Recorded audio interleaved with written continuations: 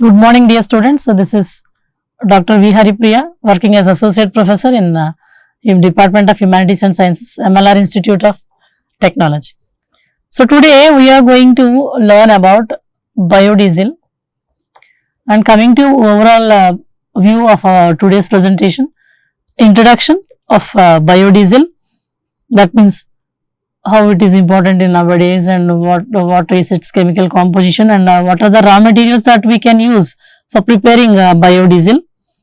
And second one, it is its synthesis, how that biodiesel can be prepared, and then followed by its applications.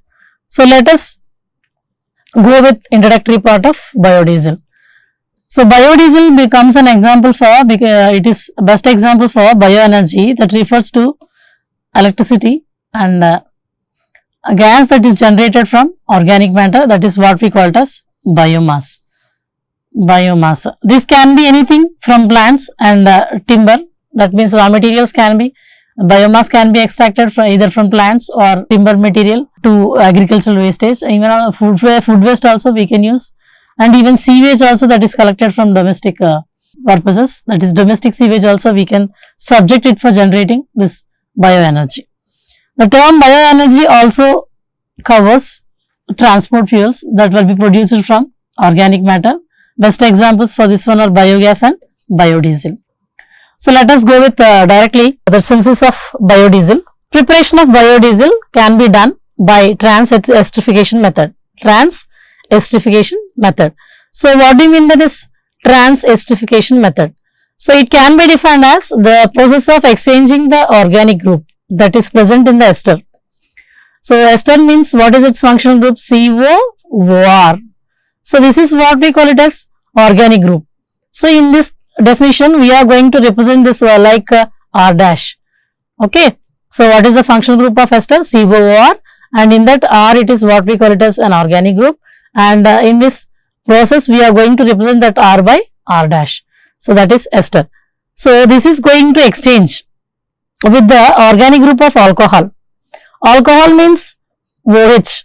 So and it will have an alkyl substitution. So here this R is what we call it as organic group of alcohol, and in this case it is represented like R double dash. That means exchange of this R dash and R double dash. That is organic group of ester, that is R dash. It is going to exchange with the organic group of alcohol, that is R double dash. Such kind of a process is what we call it as trans-esterification. What is trans-esterification? It is defined as the process of exchanging the organic group R dash of an ester with the organic group R double dash of the alcohol. So these reactions are carried out by using a catalyst. That means these reactions are often catalyzed by the presence of an acid or a base. That means it is an acid catalyzed reaction. We can use either acid or base. So the reaction can also be done or also be accomplished, or it can be also carried out with the help of enzymes. Those are what we call as biocatalyst. Example, it is best example, it is lipase. So this same process can be done or carried out with the help of enzymes as catalyst, which are known as biocatalyst, and best example for biocatalyst it is lipase. So directly I am switching to the general reaction of this process. So as I told you, trans-esterification is the process of exchanging of organic group, that is R dash of ester, with organic group R double dash of the alcohol. So it is an acid or base catalyzed reaction, and using enzymes also these reactions can be carried out, and an example for that biocatalyst or enzyme it is lipase. So let us go with the general reaction of this one. Yeah. So as I told you, ester functional group it is COOR. So this R dash is the organic group of ester which is going to exchange during the process, plus alcohol I told you, that is ROH, and this R double dash it is going to exchange. So if you notice the process, these two are going to exchange in the presence of catalyst, either it can be acid or base, anything we can use. Okay. So R dash of ester, it is going to exchange with R double dash of alcohol in the presence of either acid or base as the catalyst, so that we are getting same ester and alcohol with different substitutions, that is different ester.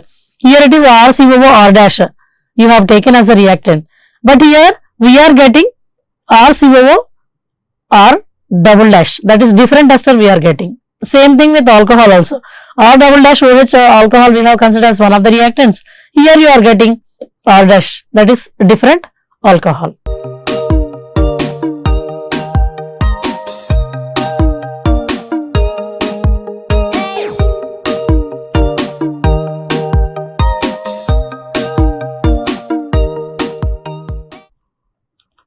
So let us go with the procedure of how it can be prepared. So generally we know oil. Here we are using as a raw material for preparing that biodiesel. So oil, it is defined as a glycerol triester of fatty acid, or simply we will call them as triglycerides. Triglycerides are nothing but glycerol triesters of fatty acid. So this is the molecular formula or structure for oil. So waste oil, for cooking process we will use oil, so that can be collected, which is what we call as waste oil. So that is we are going to make use as a raw material for producing biodiesel. So if you notice the structure, chemical structure of oil, it is nothing but an example for triglyceride, or we will call that one as glycerol triester of fatty acid. When oil, it is catalytically treated with aliphatic alcohols, say for example methanol or ethanol. Here we are going to consider methanol. So for 1 mole of oil, it is able to consume 3 moles of alcohol, that is methanol, or methyl alcohol we will call it as. Why we need to consider 3 moles means, here this R dash, it is having 3 carbons. It is having 3 kinds of carbons. So it is able to consume 3 moles of methanol. So when substituted to when these two were subjected to reaction, when this waste oil, it is treated with methanol in the presence of a catalyst, methyl or ethyl ester of fatty acid it is produced. Methyl or ethyl ester of fatty acid it is produced. So this is purely due to trans-esterification process. So what I told you in the previous general reaction, it is R dash of ester. This is CH2 CH2. That is R dash of ester, organic group of ester. It is going to exchange with the R double dash group of methanol, that is alcohol. So in this case it is CH3 group. So 3 moles we have considered that these 3 can be replaced easily. So as a result you are getting 3 RCOOCH3, that is biodiesel, and along with that the glycerol will be produced. Okay. So if you notice the reaction for biodiesel preparation, we are going to make use of waste oil that is generated from kitchen, that is food wastage. Waste oil that is used for cooking process, it is to be collected, and it's, if you notice its chemical composition, it will contain triglycerides, and if it is treated with any aliphatic alcohol, for example I am going to consider methanol here, we are going to consider methanol of 3 moles, and in the presence of a catalyst, that is either acid or base, H plus or OH minus ions. So and then by trans-esterification process we are able to get a biodiesel, and along with that one glycerol it is obtained as byproduct. So if you notice the reaction, so this is the structure of oil, it is nothing but triglyceride, or we can call it as glycerol triester of fatty acid. So this R, it is nothing but fatty acid link, and at the end we will have the functional group of ester, that is COR. Here in this case R, it is represented like R dash, and that R dash it is equal to CH2 CH CH2. So this is going to exchange with R double dash, that is methyl group of alcohol, so that we are getting the corresponding biodiesel. So step by step we have to learn the procedure how to prepare in the lab. So the first step, it is the required amount of waste oil. As I told you, we have to collect that waste oil which is obtained from kitchen wastage, that is after cooking is completed, that waste oil we need to collect. It is first taken into a dry vessel, and it is heated slightly, that is around 35 degrees centigrade. So for reducing its viscosity, that means free flow will be obtained for the oil, because after cooking is completed, if you off that heat supply, then what will happen generally at that high temperature, it will be having free flow, or we will call it as less viscous in nature. So if it is off, that means if it is cool to room temperature, then what will happen, it becomes very thick in nature oil. So for getting a free flow, it is to be heated slightly at 35 degrees centigrade, and then it is to be followed. That means after heating, free flow will be obtained, then it is followed with filtration. So this is meant for removing any kind of solid particles that were present in the oil wastage. So if anything is there, solid wastage which is floating, it is to be simply removed by filtration technique. And what is the next step? So after that, after filtration it is done, then it is again boiled at around 130 degrees centigrade for about 10 to 15 minutes in order to remove if any water content if it is present in the oil, because we are using waste oil that is obtained from the kitchen wastage. It may contain several impurities, and so whether it is liquid or solid, we need to remove that one before subjecting to the biodiesel preparation. So first we remove the solid particles, and then again that oil which is free from solid particles is heated or boiled at around 130 degrees centigrade for 10 to 15 minutes in order to remove the water content if any is present in the oil. So if water it is not removed, so during the preparation of biodiesel treatment or its steps, that formation of soap will take place. Soap formation will takes place. So that's why we need to heat that oil which is free from solid particles at 130 degrees centigrade for about 10 to 15 minutes, so that water content will be removed. So and then it is followed by cooling to room temperature. So after removing the water content, it is again cooled to room temperature. Okay. So and step 3 will include, so this is in a different vessel we have to prepare this one. Step 1 and step 2 we have to use one dried vessel, and in another vessel or in another beaker we have to go with this step 3. So what the step 3 will include means the required amount of potassium hydroxide, that is KOH. So potassium hydroxide of calculated amount we need to dissolve in required amount of alcohol, that is methanol we are using, as I told, that is CH3OH. Methanol we are going to make use. So required amount or calculated amounts of alcohol and KOH were taken, and this KOH it is slowly added to the methanol, and with mixing, rigorous mixing or continuous mixing using one glass rod or a spatula, it is to be done.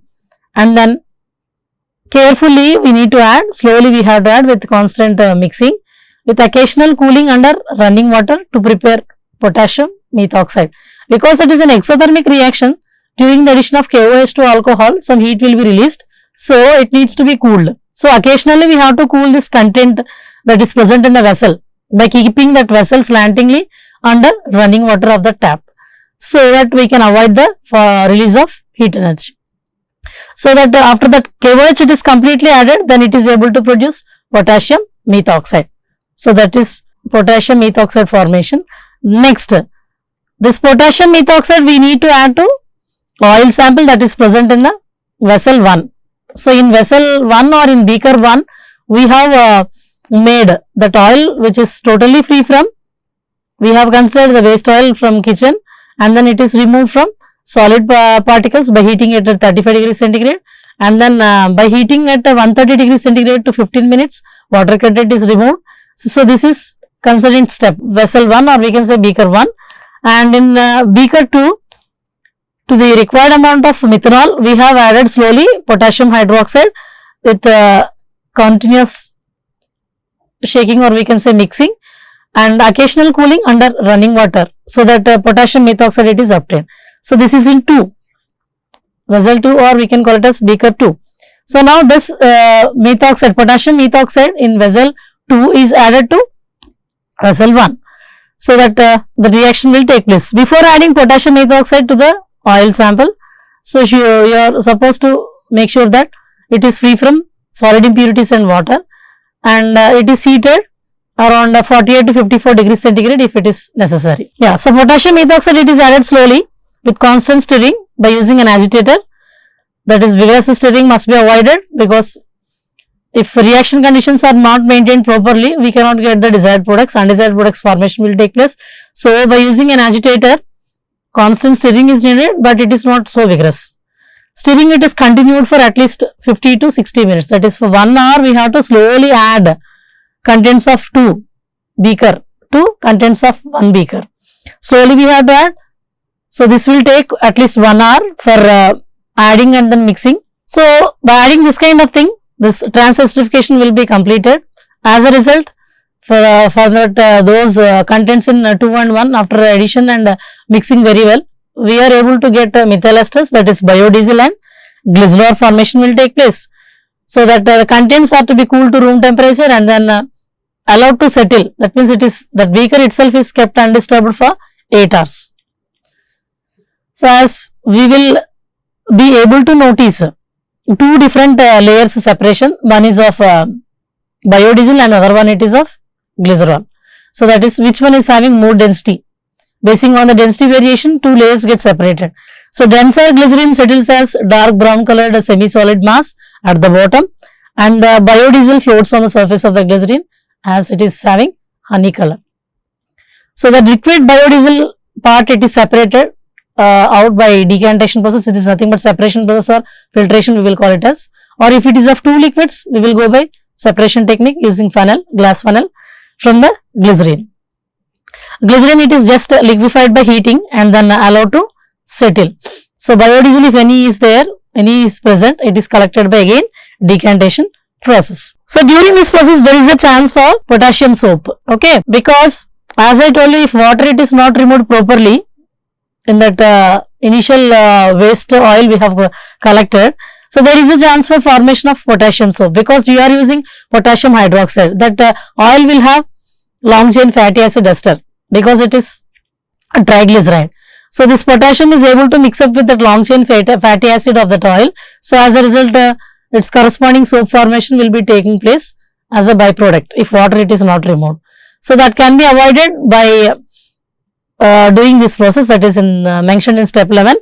Potassium soap present in the biodiesel, it is how it is removed, by washing it several times with water. It can be easily removed. The biodiesel, it is mixed with equal volume of water containing few ml of acetic acid in a separating funnel, and then it is stirred or mixed gently. These contents are allowed to stand for 12 to 24 hours. After that, the water layer it is getting separated out, and simply it can be removed by using a glass funnel. So biodiesel, it is obtained, it is washed with fresh water for twice or thrice, so that the entire content, if any is there of soap, entire thing gets removed and then the biodiesel gets separated. Yeah. So finally we have to test for its pH. Biodiesel is obtained as the final or finished products whose pH should be equal to 7. That means it should have a neutral behavior. Up to that extent, we need to wash it with the fresh water and then followed by separation.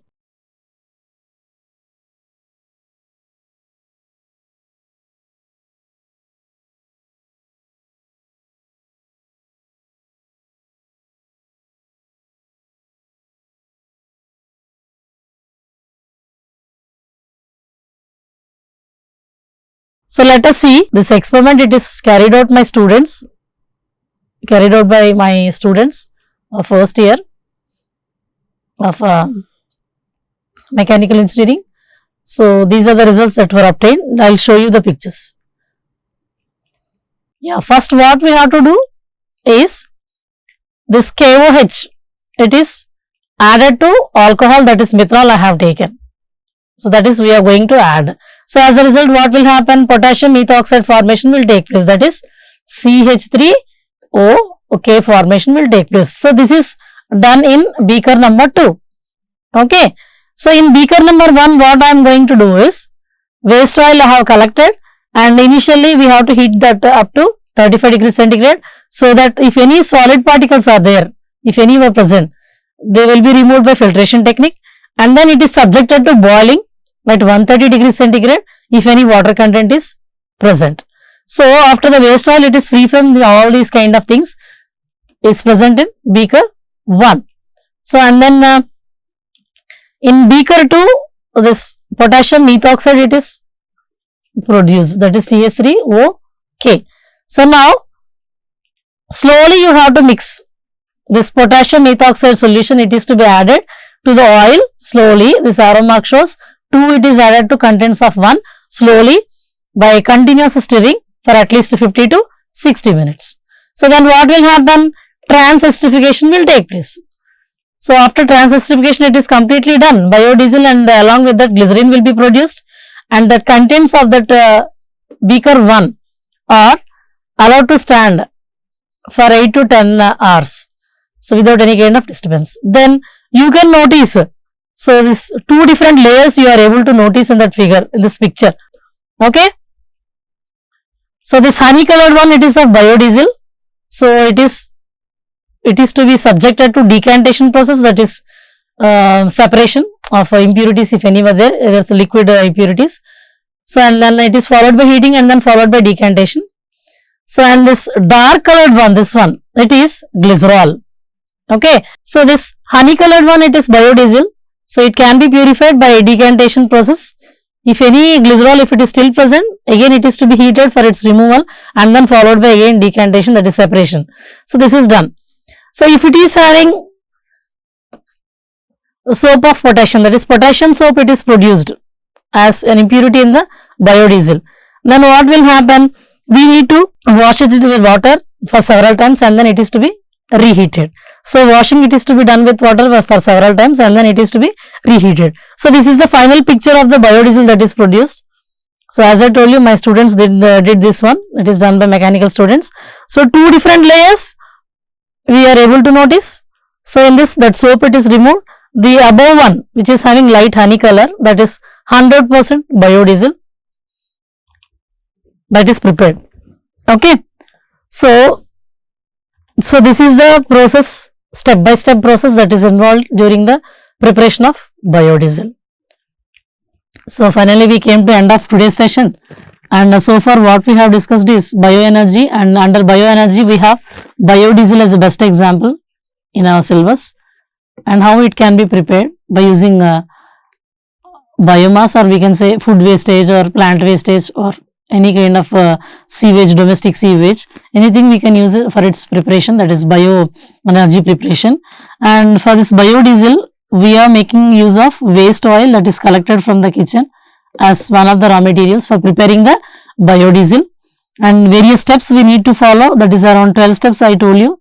By following all these 12 steps correctly, at the end we will get one liquid which is having honey color, that is what we call it as biodiesel, resembling biodiesel, and we have to test its pH value and it should be exactly equal to 7. So that's all for today's class. So far we have completed unit 4, that is energy sources. Thank you very much.